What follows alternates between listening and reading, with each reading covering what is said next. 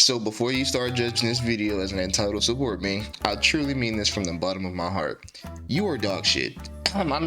Welcome to today's video where I give you the reason why you should be a higher rank. Totally no sarcasm there. This wisdom I'm about to shine onto you support one tricks is genuinely coming from the kindness in my heart. You have every reason to believe this is true. Are you hard stuck gold, plat, diamond, and even GM? Have you lost at least 10 games or more in a row? Have you said to yourself, how am I losing these games when I have more healing than enemy support? Do you believe the ELMM agents are intentionally queuing when you hit the Q button? Or are you actually boosted? Well, I have all the answers to all those questions. Whether you agree or not is entirely up to you, but I'm a firm believer of the proof is in the pudding. What I'm about to say will apply to all ranks up to diamond. Reason number 1, you're dying too much. It's way too often that I've seen in metal ranks players dying to things like dive, bad positioning, and lack of cooldowns when you're getting dived the whole 9 yards. Firstly, if you're queuing the support role, this means you're supporting the team, not carrying the team. It's like a Batman-Robin relationship. Batman will be the main character, but Robin is still very much needed while being in the background. If you want to be the MC of this anime called Rivals, queue tanker support, please. I say this to also say, people don't understand the concept of roles. So, how do I avoid dying so much once I understand the concept of roles? Well, to start off piggybacking from that analogy of Robin, it starts with positioning most of the time. You want to just play in the back of support, tossing out your primary form of heals, and occasionally, using your character cooldowns to keep people from getting too low or dying. This is a core fundamental even in higher elos like Celestial, because if you overstep, you will get punished in elos where people are just better. So it's better to just start good habits early, that way you won't just demote once you do get higher. Also, another reason you're probably dying a lot is because you suck at responding to dive. When it comes to dive and rivals, it comes down to a few things when it comes to surviving the actual dive. 1, is my support smart enough to save cooldowns for their BP, Spidey, etc. 2, am I saving my cooldowns for the dive? Am I calming the dive to my teammates so they can peel? I know support players will be like, oh, but they like dive, so you guys should automatically peel. Wow, it's like your Einstein's reincarnated in the flesh. Having the idea or thought process of they should know will hold you back as a support, and you'll continue dying like a bozo. People react to comms with specific direction faster than them predicting while trying to do other things outside of peel. So in short, save your cooldowns for their dives, calm their dives, and your survivability goes up. Now, you can win games quietly, but you will 10 times out of 10 lose to a team of common supports since they literally see everything, let alone a full team of common people. Like, yeah, okay. Also, learn matchups and being able to flex will also help you not die a lot. Like if you see a BP go Raccoon or Ultron, etc. And I mean, that's if you're struggling that bad. This shouldn't be foreign, but I've seen people play characters like Raccoon and just play on the ground Raccoon. Emphasis on the ground Raccoon. When you're playing that furry, the floor is lava. You should always be repositioning on high as a hypermobile support. There shouldn't be any reason to why you're dead to dive as Raccoon, period.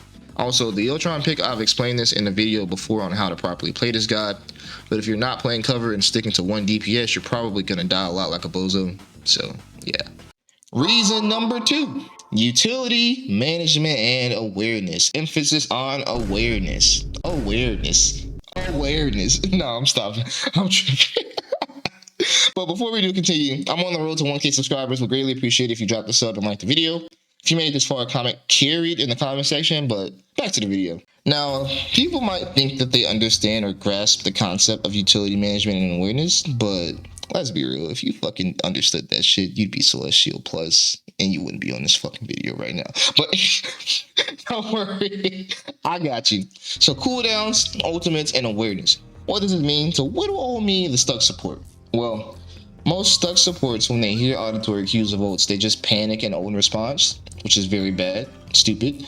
Also, stuck supports also try to save their ults for the perfect cinematic moment, like they're visioning something Picasso would draw in a fairy tale on this grand scheme or this grand canvas. But then you have the issue with supports dying for being misplaced but ulting because they're about to die instead of saving the ult for the next team fight like a smart cookie. This in turn has a snowball effect, because now that could be the difference between you losing an overtime fight for point because you chose to use a selfish ult like a bozo instead of thinking ahead. Remember, you are playing a role called strategist, which requires some brain power. This requires awareness.